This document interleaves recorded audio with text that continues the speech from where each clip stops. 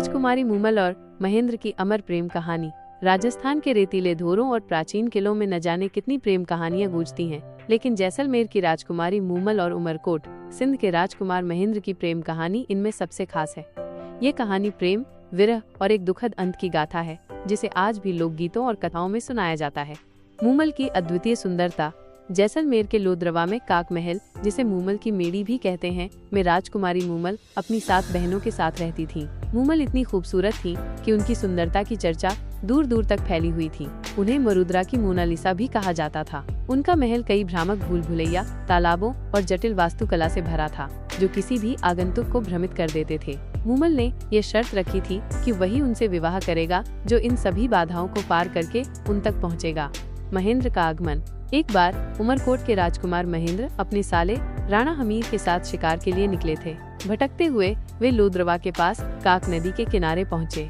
मूमल की सुंदरता और उनके महल की ख्याति सुनकर महेंद्र को उत्सुकता हुई। मूमल ने उन्हें अपने महल में रात बिताने का न्योता भेजा। महेंद्र ने अपनी बुद्धिमत्ता और बहादुरी से महल की सभी बाधाओं को पार किया और मूमल तक पहुँच गए।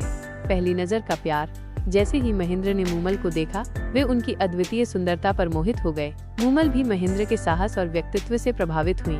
दोनों ने रात भर बातें की और एक दूसरे के प्रेम में डूब गए। उनका यह प्रेम इतना गहरा था कि वे एक दूसरे से दूर नहीं रहना चाहते थे। महेंद्र ने मूमल से शादी का प्रस्ताव रखा और मूमल ने भी उन्हें अपना पति मान लिया। अमर प्रेम की उड़ान। चीतल ऊँट। महेंद्र हर रात अपने तेज रफ्तार वाले ऊँट चीतल पर सवार होकर उमरकोट से लगभग 100 कोस दूर लोद्रवा आते और सुबह होने से पहले ही वापस लौट जाते। चीतल इतना तेज था कि वो इतनी लंबी दूरी कुछ ही घंटों में तय कर लेता था। ये सिलसिला कई दिनों तक चला और मूमल महेंद्र का प्रेम परवान चढ़ता गया। गलतफहमी और विरह। लेकिन इस प्रेम कहानी में मोड़ तब आया जब महेंद्र की रानियों को उनके इस गुप्त प्रेम के बारे में पता चला। उन्होंने महेंद्र को मूमल से दूर रखने की साजिश रची। एक रात जब महेंद्र मूमल से मिलने आने वाले थे, उनकी एक बहन सुमाल ने मूमल के साथ मजाक करने के लिए पुरुषों के कपड़े पहने और उनके बिस्तर पर सो गई। इधर महेंद्र का वफादार ऊँट चीतल बीमार पड़ गया या उसे जहर दे दिया गया, जिससे वो मूमल से मिलने नहीं जा सका। महेंद्र ने एक दूसरे ऊँट से यात्रा शुरू की, जो चीतल जितना तेज नहीं था। जब महेंद्र देर रात मूमल के महल पहुँचे तो उन्होंने सुमाल को पुरुषों के वेश में मूमल के बगल में सोते हुए देखा। उन्हें लगा कि मूमल ने उन्हें धोखा दिया है। गुस्से और निराशा में महेंद्र बिना मिले ही वापस लौट गए। एक दुखद अंत।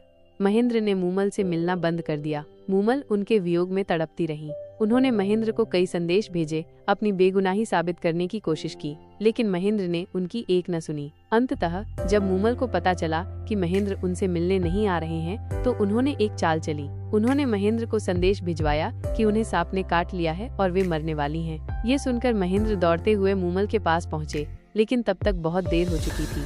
महेंद्र के वियोग और गलतफहमी के कारण मूमल ने अपने प्राण त्याग दिए थे। मूमल को मृत देखकर महेंद्र भी दुख से पागल हो गए और कुछ ही समय बाद उनका भी देहांत हो गया। मूमल और महेंद्र की यह प्रेम कहानी आज भी राजस्थान और सिंध के लोक गीतों में जीवित है, जो ये बताती है कि प्रेम में गलतफहमी और अविश्वास कैसे एक सुंदर रिश्ते का दुखद अंत कर सकते हैं।